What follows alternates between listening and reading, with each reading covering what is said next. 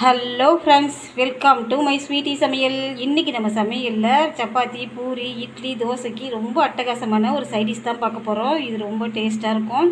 2 இட்லி சாப்பிட்றவங்க 10 இட்லி சாப்பிடுவாங்க, அவ்வளோ டேஸ்ட்டாக இருக்கும். இப்போ எப்படி செய்கிறதுன்னு பார்க்கலாம் வாங்க கிச்சனுக்கு.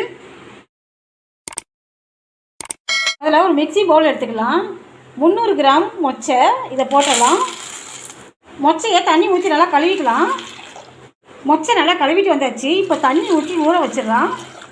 மொச்சை நல்லா ஊறட்டும். 8 ஹவர் ஊறணும். இப்போ இதை மூடி போட்டுடலாம். 8 ஹவர் கழித்து பார்க்கலாம். இப்போ திறந்து பார்க்கலாம். மொச்சை நல்லா ஊறிடுச்சு. ஒரு குக்கர் அடுப்பில் வச்சு ஊற வச்ச மொச்சையை நம்ம போட்டுடலாம். நம்ம ஊற வச்ச தண்ணியோடையே நம்ம போட்டுடலாம். இப்போ குக்கர் மூடி போட்டுடலாம். 5 விசில் வரட்டும், வெயிட் பண்ணலாம். ஒரு மிக்ஸி ஜார் எடுத்துக்கலாம். 4 ஸ்பூன் தேங்காய் இதை போட்டலாம். 3 பச்சை மிளகா இதையும் போட்டலாம். சோம்பு அரை ஸ்பூன் அதையும் போட்டலாம். 2 ஸ்பூன் பொட்டுக்கல்ல இதையும் போட்டலாம். இப்போ இதெல்லாம் தண்ணி ஊற்றி நைஸாக அரைச்சிட்டு வந்து பார்க்கலாம். தேங்காய் நைஸாக அரைச்சாச்சு. இப்போ இதை ஒரு கிணத்துக்கு மாற்றிக்கலாம். குக்கர் 5 விசில் வந்துருச்சு. இப்போ யாரெல்லாம் போயிடுச்சு திறந்து பார்க்கலாம். மொச்சை நல்லா வெந்துருச்சு.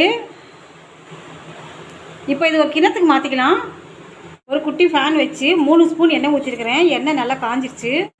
கொஞ்சம் கல்பாசி, ஒரு ஏலக்காய், 3 கிராம்பு, ஒரு பட்டை, ஒரு அன்னாச்சி முக்கு இதை போட்டலாம். இதெல்லாம் நல்லா பொரிஞ்சிச்சு. ஒரு மினிமம் சைஸ் வெங்காயம் பொடிசாக கட் பண்ணி வச்சுக்கிறேன், இதையும் போட்டலாம். 2 பச்சை மிளகாய் நீட்டி ஷேப்பில் கட் பண்ணி வச்சுக்கிறேன், இதையும் போட்டலாம். நம்ம தேங்காய் அரைக்கும் போதே பச்சை மிளகாவும் போட்டதுனால இதில் கம்மியாகவே போட்டுக்கலாம். நான் இந்த கிரேவிக்கு பச்சை மிளகாய் தான் போட்டுக்கிறேன். உங்களுக்கு பச்சை மிளகாய் வேணான்னா ஸ்கிப் பண்ணிவிட்டு மிளகாத்தூள் கூட போட்டுக்கலாம், உங்கள் விருப்பம் தான். வெங்காயம் நல்லா வதங்கிடுச்சு. இஞ்சி பூண்டு பேஸ்ட்டு 3 டேபிள் ஸ்பூன் இதை ஊற்றிடலாம்.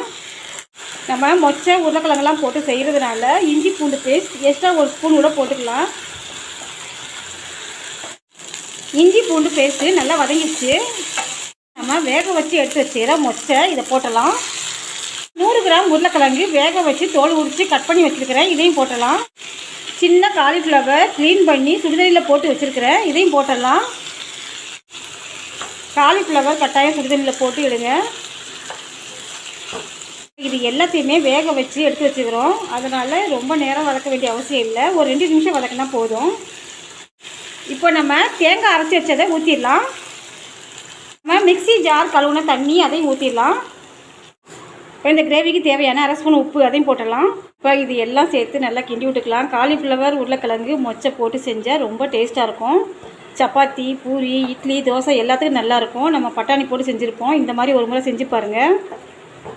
இப்போது மூடி வச்சிடலாம். ஒரு 2 நிமிஷம் கழித்து திறந்து பார்க்கலாம். இப்போ திறந்து பார்க்கலாம். மொச்சை காலிஃப்ளவர் உருளைக்கிழங்கு கிரேவி ரெடி ஆயிடுச்சு. எப்போவும் பட்டாணி கொண்டைக்கடலை வச்சு செய்கிறத விட இந்த மாதிரி மொச்சை வச்சு செஞ்சு பாருங்கள், ரொம்ப அட்டகாசமாக இருக்கும். என்னோடய வீடியோ பிடிச்சிருந்துச்சுன்னா மை ஸ்வீட்டி சமையலுக்கு மறக்காமல் சப்ஸ்கிரைப் பண்ணுங்கள். இன்னொரு நல்ல வீடியோவில் சந்திக்கலாம். பாய்.